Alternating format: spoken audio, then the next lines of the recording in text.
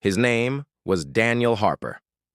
In the late 1990s, he was convicted of arms trafficking. The trial was swift. The sentence, 25 years in a maximum security facility. Daniel wasn't the kind of inmate who caused trouble. He kept to himself, read obsessively, and learned new skills in the prison workshop. To the guards, he was invisible. And in prison, invisibility is a kind of power. The official record says Daniel was transferred to a lower security wing in 2003. But here's the thing, that transfer never happened. Somewhere in the paperwork, a single clerical error, a wrong code, a missing signature, marked him as released to another facility. No one double-checked, no one called, and Daniel, walked out the front gate, not in the dead of night, not through a tunnel in broad daylight, wearing donated civilian clothes from the prison charity bin. For the next 15 years, Daniel lived under a new name in a small coastal town. He fixed fishing boats, paid his taxes. He became the guy who sponsored the local Little League team, who helped neighbors patch their roofs after storms. To everyone around him, he was just Dan, the quiet man with kind eyes and a past no one asked about. And here's the part that still unsettles me. He didn't hide in shadows. He didn't run. He built a life in plain sight. In 2018, a routine audit of prison records flagged something strange. An inmate listed as transferred had no arrival record at the receiving facility. A junior clerk, barely a year into the job, decided to dig deeper. Within hours, she realized the truth. Daniel Harper had been missing for a decade and a half. When authorities finally came for him, they didn't find a fugitive on the run. They found a man in his early 60s, repairing a neighbor's outboard motor, with a cup of coffee steaming beside him. They took him away without so much as a backward glance.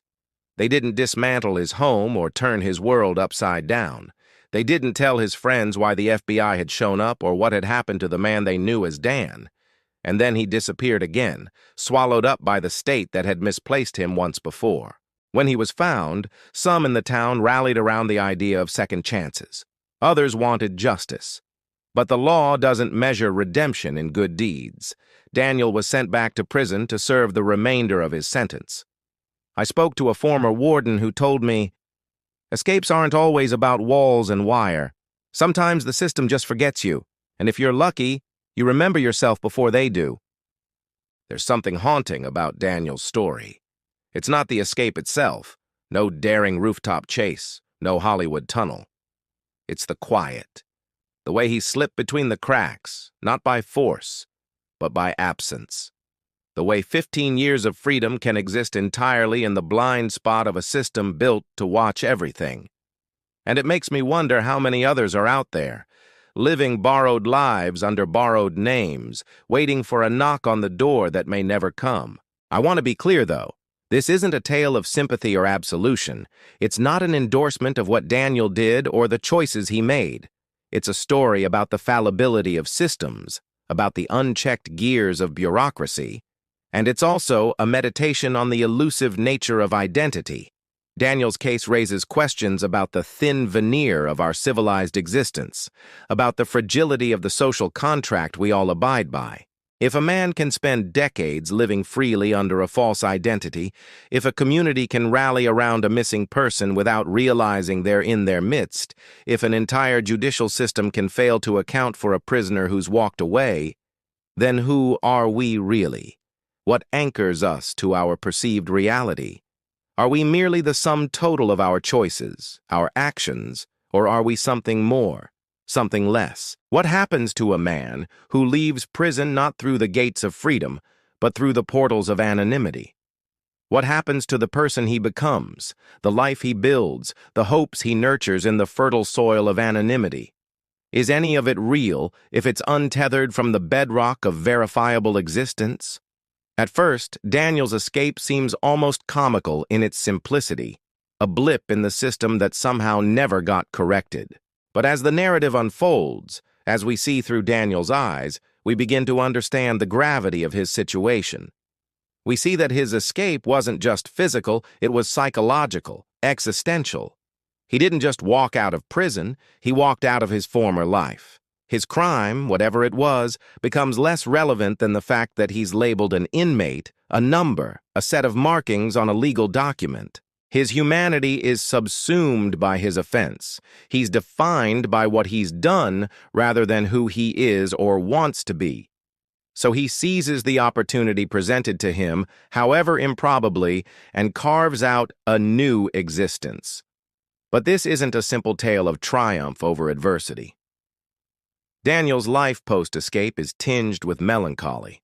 We get glimpses of the toll his past has taken on him, the quiet cost of his crime and subsequent incarceration. He's not just a fugitive, he's a haunted man.